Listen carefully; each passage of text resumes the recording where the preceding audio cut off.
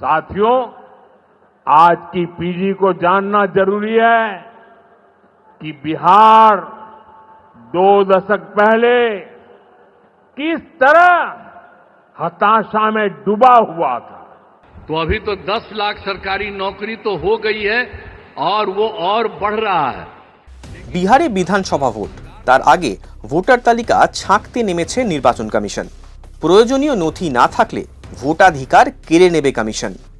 শুধু কেড়ে নেবে তাই নয়, তালিকা থেকে নাম বাদ গেলে নাগরিকত্ব নিয়েও প্রশ্ন উঠবে। 2003 সালে ভোটার তালিকায় নাম নেই, এরকম সাধারণ মানুষকে প্রমাণ করতে হবে তারা ভারতীয়, নচেত কাটা যাবে নাম, বাতিল হবে ভোটার কার্ড। ভারতে এমন কোনো নথি নেই যা দিয়ে আপনার নাগরিকত্ব প্রমাণ করা যায়। হ্যাঁ, যারা এ দেশে জন্মেছেন তাদের ক্ষেত্রেও নেই, এটাই সত্যি।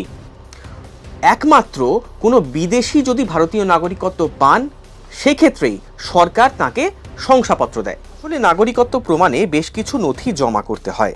প্রথমত, জন্ম 1987 সালের মধ্যে এরকম কোনো ব্যক্তি ভারতে জন্মগ্রহণের নথি দেখালেই কাজ হয়ে যায়। গোল বাঁধে তারপর যারা জন্মেছেন তাঁদের নিয়ে।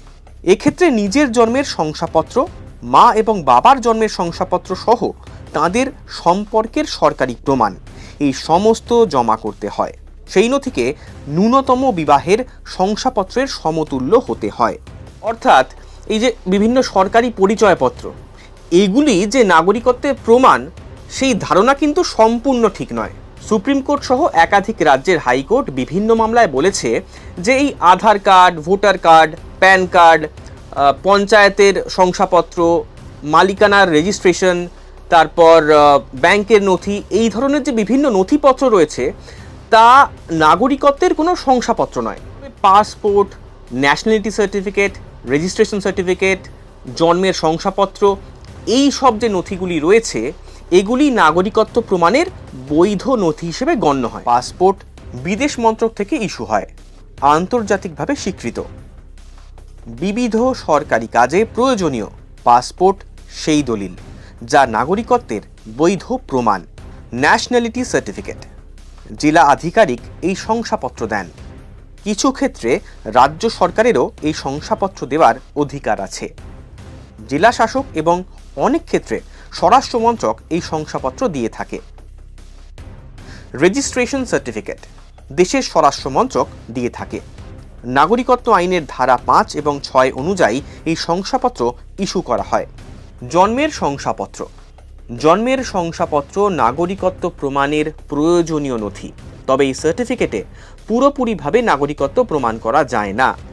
সঙ্গে বাবা ও মায়ের ভারতে জন্মানোর প্রমাণপত্র দিতে হয়।